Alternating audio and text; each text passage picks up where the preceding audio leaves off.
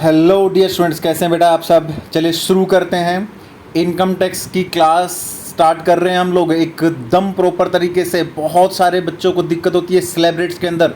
आज की क्लास के बाद स्लैब रेट्स में कभी प्रॉब्लम नहीं आएगी। वो हमेशा कंफ्यूज रहते हैं कि स्लैब रेट्स में कैसे यूज करते हैं सर। स्लैब रेट्स हमें तो पता ही नहीं लगता। कभी एज की प्रॉब्लम रहती है, कभी रेजिडेंट, कभी नॉन रेजिडेंट, कभी सर सरचार्ज कहीं यूज हो रहा है, कभी कहीं रिबेट मिल रही है। समझ में नहीं आ रहा कि हो क्या रहा है। तो एकदम बिल्कुल प्रॉपर तरीके से आज के बाद आपका ये डाउट खत्म हो जाएगा कि स्लैब रेट्स कैसे यूज करते हैं और कैसे कैसे। तो एकदम से आपको ध्यान से देखना है। तो चलिए बेटा, अगर आप एक बीकॉम के स्टूडेंट्स हैं तो ये चैप्टर नंबर 1 है आपका बीकॉम के लिए, ठीक है ना। मैंने चैप्टर नंबर 1 का नाम दे दिया बेटा। यहाँ पे बेसिक कॉन्सेप्ट कराऊंगा इस चैप्टर के अंदर मैं आपको, और इसको आप इंट्रोडक्शन के नाम से भी जानते हैं चैप्टर को, ठीक है। तो चलिए शुरू करते हैं बेटा। सबसे पहले यहाँ पे कंटेंट्स दे रखे हैं मैंने कि मैं आपको क्या क्या चीज़ें इसके अंदर पढ़ाने वाला हूँ। तो टोटल मैं 6 कंटेंट इस चैप्टर के अंदर, 6 बातें सीख जाओगे बेटा ये चैप्टर करने के बाद आप। सर कौन कौन सी बातें सीख जाएंगे। सबसे पहले बेटा, किसी भी व्यक्ति की इनकम पर कैसे टैक्स निकालते हैं। इंडिविजुअल की इनकम पर, HUF की इनकम पर, AOP के इनकम पर, BOI के इनकम पर, ठीक है ना। इसके अलावा आर्टिफिशियल जुडिकल पर्सन यानी AGP, ठीक है ना, जिसको हम बोल सकते हैं, उनकी इनकम पर। यानी कि individual, HUF, AOP, BOI, artificial judicial person के केस में कैसे कौन कौन से टैक्स रेट यूज करते हैं, कैसे हम टैक्स निकालते हैं बेटा, ये सीख जाओगे। उसके बाद कंपनी में कैसे टैक्स निकालते हैं, कंपनी से रिलेटेड टैक्स रेट क्या रहता है, सरचार्ज कब अप्लीकेबल होता है, ये सब बातें भी आप सीख जाओगे बेटा। Partnership firm, LLP, local authority, साथ ही 87 अंडर सेक्शन 87A की रिबेट आपको कब देनी चाहिए, ठीक है ना। इनकम ये रिबेट कैसे आपको अप्लाई करनी है। मार्जिनल रिलीफ का कॉन्सेप्ट, वेरी इंपॉर्टेंट कॉन्सेप्ट है बेटा। बहुत सारे बच्चों को दिक्कत आती है, ठीक है ना, कि सर मार्जिन रिलीफ का कॉन्सेप्ट, जब मैं फेस टू फेस क्लासेस लेता हूँ बेटा तो हमेशा उनको प्रॉब्लम रहती है कि सर मार्जिन रिलीफ का कॉन्सेप्ट हमारे समझ में नहीं आया, तो क्या आप इसे एकदम से आसान कर दोगे। और मेरे समझाने के बाद वो कहते हैं कि सर इससे ज़्यादा आसान तो हमने कुछ देखा ही नहीं। उसके बाद बेटा प्रैक्टिकल क्वेश्चन, मैंने प्रैक्टिकल क्वेश्चन भी कराऊंगा यहाँ पे बेटा, साथ साथ में एग्जाम्पल वगैरह के थ्रू आपको क्वेश्चन कॉन्सेप्ट एकदम क्लियरिटी करने के लिए हम लोग यहाँ पर एग्जाम्पल्स भी लेंगे बेटा। तो चलिए शुरू करते हैं यहाँ पर आज की कंटेंट नंबर 1 बेटा। तो चलिए शुरू करेंगे कंटेंट नंबर 1। उससे पहले मैं आपको बता दूं, हम लोग असेसमेंट ईयर 2022-2023, असेसमेंट ईयर 2022-23 के हिसाब से प्रैक्टिकल क्वेश्चन निकालने वाले हैं बेटा। यहाँ पर सारे काम उसी के हिसाब से होंगे। तो चलिए शुरू करते हैं कंटेंट नंबर 1। कंटेंट नंबर 1 पे आ जाते हैं। सबसे पहले individual, HUF, AOP, BOI, artificial judicial person के केस में सर टैक्स कैसे निकालते हैं। ये 5 लोग बेटा, तो कोई दिक्कत नहीं है, कोई प्रॉब्लम नहीं रहेगी। इसका एक छोटा सा एग्जांपल मैंने ले रखा है, ध्यान से समझना।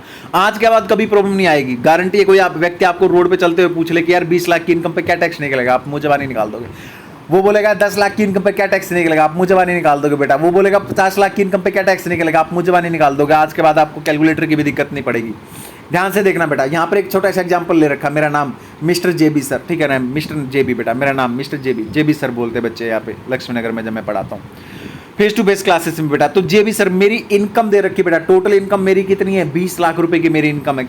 मैंने किसी से पूछा यार मेरी इनकम 20 लाख रुपए, क्या टैक्स निकलेगा, क्या टैक्स निकलेगा मेरी इनकम पे। तो सबसे पहला सवाल तो आपको ये देखना पड़ेगा बेटा। सबसे पहला सवाल अगले सामने वाले व्यक्ति से आपको ये होना चाहिए कि आप रेजिडेंट हैं या नॉन रेजिडेंट है, आप रेजिडेंट है या नॉन रेजिडेंट है। ओके, अब मेरे केस में मैं तो हूँ रेजिडेंट बेटा, ठीक है, मैं तो भारत का रहने वाला हूँ, मैं तो रेजिडेंट हूँ, ठीक है ना। रेजिडेंट के केस में ये रेजिडेंट क्या होता है सर, ये रेजिडेंट इसके ऊपर अलग से आपको मैं बताऊंगा, कोई दिक्कत नहीं है। अभी के लिए आप सोचो कि मैं भारत का रहने वाला हूँ तो भाई मैं रेजिडेंट हूँ, बात खत्म। ओके बेटा, तो मैं इंडिया का रहने वाला हूँ, मैं रेजिडेंट, तो मैं रेजिडेंट हूँ, तो क्या भाई रेजिडेंट को क्या करना पड़ेगा, कैसे पहचानेंगे मेरी इनकम पे टैक्स कैसे निकलेगा। मेरी 20 लाख की इनकम है बेटा, तो मेरे को एज देखनी पड़ेगी बेटा। क्या एज देखनी पड़ेगी, मेरी एज कौन सी कैटेगरी में मैं आता हूं, एज देखनी पड़ेगी मेरे को, मेरी एज कितनी है, फिर मेरी एज की कैटेगरी कौन सी है। तो यहाँ पे एज की 3 कैटेगरी होती है बेटा। कितनी कैटेगरी होती है एज की, 3 कैटेगरी होती है। या तो मैं 60 साल से नीचे एज है मेरी, या मेरी एज 60 साल से 80 साल के बीच में बेटा, या मेरी एज 80 और 80 साल से ऊपर है। तो ये 3 कैटेगरी आपको ध्यान रखनी है। तो सबसे पहला सवाल बेटा क्या, कि रेजिडेंट है या नॉन रेजिडेंट। अगर रेजिडेंट है तो एज देख लो, अगर रेजिडेंट है तो एज देख लो, 60 साल से नीचे वाला हूं या 60 से 80 या 80 और 80 से ऊपर वाली एज है। ओके, और अगर सर, ठीक है ना, अगर सर मैं नॉन रेजिडेंट हूं, अगर आप नॉन रेजिडेंट है, जैसे मैं अगर बेटा नॉन रेजिडेंट हूँ, तो नॉन रेजिडेंट के केस में मैंने यहाँ पे एक इंपॉर्टेंट नोट दे रखा है। नॉन रेजिडेंट के केस में ऑलवेज आपको एज्यूम करना है कि मेरी एज जो है ना, नॉन रेजिडेंट व्यक्ति की एज हमेशा 60 साल से नीचे है। 60 साल से नीचे वाला सेलिब्रेट लगेगा, चाहे उन्होंने बोल भी रखा है कि 80 साल की उम्र है उसकी, कोई फर्क नहीं पड़ता, हमेशा 60 से जो बिलो का सेलिब्रेट्स है वही लगेगा बेटा। ओके, ये वाला सेलिब्रेट्स उसके ऊपर लगेगा, ये वाला। नॉन रेजिडेंट के केस में सिर्फ एक ही सेलिब्रेट, कोई भी एज दे रखी हो कोई फर्क नहीं पड़ता। डन? Yes sir. तो चलो आगे चलते हैं, इसको मैं एक बार हटा देता हूं। तो जैसा कि मैंने बताया बेटा, आपने देख ली एज, यस सर हमने एज देख ली।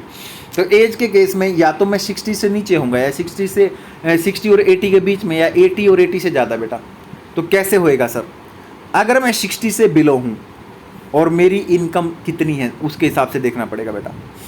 तो मेरी पहली जो इनकम है, ठीक है ना, जितनी भी इनकम मेरी 20 लाख की इनकम थी, तो 20 लाख की इनकम पे मान लेते हैं मैं 60 से बिलो हूँ बेटा, तो पहली 2.5 लाख, 20 लाख में से पहले 2.5 लाख रुपए के इनकम पे नील टैक्स हो जाएगा। अगले 2.5 लाख पे बेटा 5% का रेट हो जाएगा यहाँ पे, ठीक है ना, 5% का रेट। नेक्स्ट 5 लाख पे बेटा, ठीक है ना, यहाँ पे 20% का रेट हो जाएगा। अभी तक कितने हो गए? अभी तक 10 लाख हो गए, 2.5, 5 और 5 10 लाख बेटा। 20 लाख में से 10 लाख गए, बाकी के बैलेंस कितने बचे? 10 लाख। 10 लाख पे 30% निकल का टैक्स, बात खत्म बेटा, मुँह जबानी खत्म एकदम। ओके, सीधी सी बात है। अब आ जाओ नेक्स्ट पे। अगर मेरी एज होती बेटा, ठीक है ना, क्या, ठीक है ना, 60 या 60 से 80 तक, ओके, 60 to 80 के बीच में होती मेरी एज, या 60 होती, तो क्या होता है सर? तो बेटा टैक्स रेट ये लग जाता, पहले 3 लाख पे 5%, सॉरी नील, पहले 3 लाख पे नील, फिर 2 लाख पे 5% बेटा, 5 लाख पे 20%, बाकी का जो बैलेंस बचता है उस पर 30%। यानी 20 लाख में से 3 लाख पे मेरा नील हो जाता है, 2 लाख पे मेरा 5% और 5 लाख पे 20%, और बाकी का जो 10 लाख बचता है, यहाँ तक 10 लाख होगा बेटा। देखो 3 और 2 5 और 5 10 लाख, बाकी का 10 लाख बचा, 10 लाख पे 30% निकल का टैक्स, सबका टोटल कर दो, बात खत्म। अगर सर 80 एज होती है, 80 से ज़्यादा होती तो 20 लाख में से 5 लाख, पहले 5 लाख का नील बेटा, उसके बाद बाकी कुछ नहीं, ठीक है ना। नेक्स्ट वाले में डैश बेटा, 5% किसी पे नहीं लगेगा, काम खत्म, ठीक है ना। स्लैब रेट यूज ही नहीं करना 5% वाला, ठीक है ना। 5 लाख यूज हो गए 20 लाख में से, ठीक है ना। बाकी कितने बचे? 15 लाख। 15 लाख में से 5 लाख बेटा, 5 लाख, नेक्स्ट 5 लाख, उस पर 20% बेटा। अब कितने हो गए यहाँ तक? यहाँ तक टोटल 10 लाख हो गए, हमेशा 10 लाख होंगे 3 स्टेप का। यहाँ पे भी देख लो 3 स्टेप में 10 लाख है, यहाँ पे भी 3 स्टेप में 10 लाख है, यहाँ पे भी 3 स्टेप में 10 लाख है बेटा। बाकी 10 लाख बचे, 10 लाख का 30% कर दो, बात खत्म। तो यानी कि ये हो गए आपके स्लैब रेट्स, आपको कैसे यूज करने हैं। 4 रेट आपके यूज होंगे, नील, 5%, 20% एंड 30%। और कैसे यूज होंगे मैंने आपको बता दिया है। जो ये पहली वाली लाइन है 2.5 लाख, 3 लाख और 5 लाख बेटा एज के हिसाब से, इसको बेसिक एग्जम्पशन लिमिट बोलते हैं। बेसिक एग्जम्पशन कि भाई बेसिक एग्जम्पशन क्या है, कि मतलब इतने तक कभी भी टैक्स लगेगा ही नहीं, ठीक है ना। हो गया खत्म, चलें आगे। यस सर, सर समझ में आ गया, बहुत बढ़िया sir, thank you so much. ठीक है, अभी काम नहीं हुआ है, एक काम करते, एक छोटा सा एग्जाम्पल ले लेते हैं, एक प्रैक्टिकल क्वेश्चन निकाल ही लेते हैं बेटा। एक एग्जाम्पल लेते हैं, प्रैक्टिकल क्वेश्चन निकाल ही लेते हैं। यहाँ पे एग्जाम्पल ले लिया मैंने, एग्जाम्पल नंबर 1 मैंने अपना ही एग्जाम्पल ले लिया बेटा। मिस्टर जेबी सर, मेरी एज है, मान लेते हैं बेटा 28 ईयर्स मेरी एज है, और मेरी टोटल इनकम कितनी दे रखी है? 20 लाख। किसी व्यक्ति ने, मैंने किसी व्यक्ति को पूछा, मैंने कहा भाई तुम इनकम टैक्स भरते हो? उसने कहा हाँ भाई मैं इनकम टैक्स भरता हूँ। किससे भरते हो? जेबी सर से। अरे यार मेरी 28 साल की उम्र है, ठीक है ना, मैं भारत का रहने वाला हूँ, रेजिडेंट हूँ ना बेटा, मैं तो इंडिया का रहने वाला हूँ, रेजिडेंट, ऑब्वियस सी बात है। पहला काम क्या होता है, रेजिडेंट या नॉन रेजिडेंट? तो मैं तो रेजिडेंट हूँ ना, ठीक है ना। तो भाई पहली चीज़ मैंने उसको बोला यार मेरी 28 साल की उम्र है, मैं रेजिडेंट हूँ और मेरी टोटल इनकम 20 लाख है, टैक्स निकाल के दिखा देना जरा। तो सबसे पहले बेटा एज के हिसाब से वो क्या सोचेगा, यार कौन सा टैक्स लगना चाहिए? एज कितनी है? 28, तो 28 पीछे चले जाओ बेटा, देखो 28 कहाँ आ रहा है तीनों में से, ठीक है ना। बिलो 16 है, अरे 60 से नीचे ही तो होता है 28, तो बेटा 2.5 लाख वाला स्लैब रेट लग जाएगा। 2.5 लाख, 2.5 लाख, 5 लाख और बैलेंस, चलो लगा दो, इसको लगा दो। कैसे लगाओगे? लिख दो यहाँ पे, टैक्स लाइबिलिटी निकाल रहे हैं हम लोग, कैसे निकालेंगे? बिलो 60 पे आ गई मेरी कैटेगरी, क्योंकि मैं तो 28 साल का हूँ। तो 2.5 लाख, 2.5 लाख, 5 लाख और उसके बाद बैलेंस, ये होता था बेटा। 2.5 लाख पे नील होता था तो नील निकल जाएगा। अगले 2.5 लाख पे 5% होता था तो 12,500 बेटा। 2.5 लाख का 5%, 12,500। आगे 5 लाख बेटा, नेक्स्ट 5 लाख का कितना हो जाएगा? 20 लाख का हिसाब किताब कर रहे हैं बेटा हम लोग, ठीक है ना। ओके, 5 लाख का कितना हो जाएगा, ठीक है ना, 20%, तो कितना होगा? 1 लाख बेटा। यहाँ तक कितने हो जाते हैं हमारे तीनों? 10 लाख हमेशा। तो 20 लाख में से 10 लाख गए, कितने बचे बेटा? 10 लाख बच गए, 10 लाख बच गया। 10 लाख का कितना? 30% कर दो, कितना आ गया?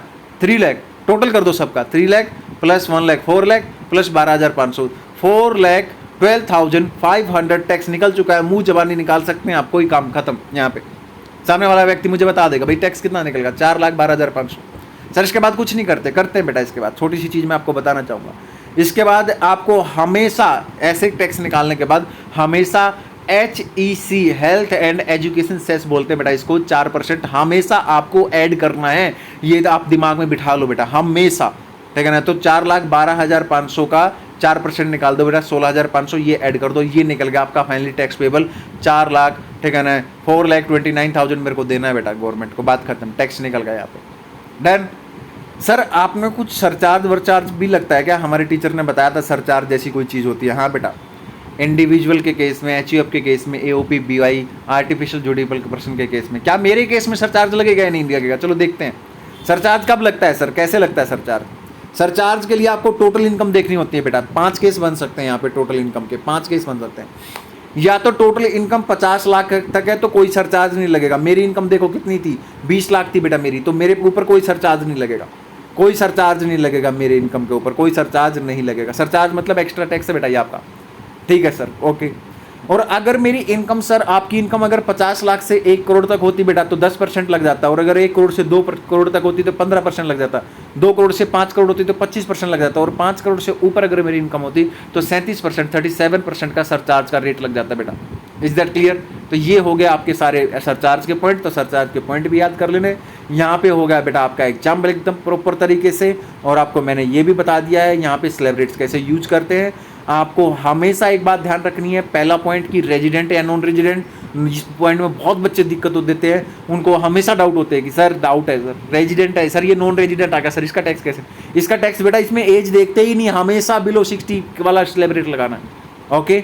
तो आई होप बेटा आज की क्लास आपको समझ में आई होगी, और कंटेंट नंबर 1 कंप्लीट अपना individual HUF AOP BOI artificial judicial person के केस में सरचार्ज कैसे लगता है, उसका टैक्स कैसे निकालते हैं, डन विद एग्जांपल। अगर क्लास पसंद आई है तो सब्सक्राइब कर लो बेटा चैनल को, और वीडियो को लाइक कर दो और कमेंट डाल दो, ठीक है ना। और बने रहो चैनल पे, पार्ट वाइज आपको पूरा चैप्टर मिल जाएगा, कंटिन्यू पार्ट वाइज देखना आपको, ओके। आज के लिए इतना ही बेटा, बाय, मिलते हैं अपनी नेक्स्ट क्लास में।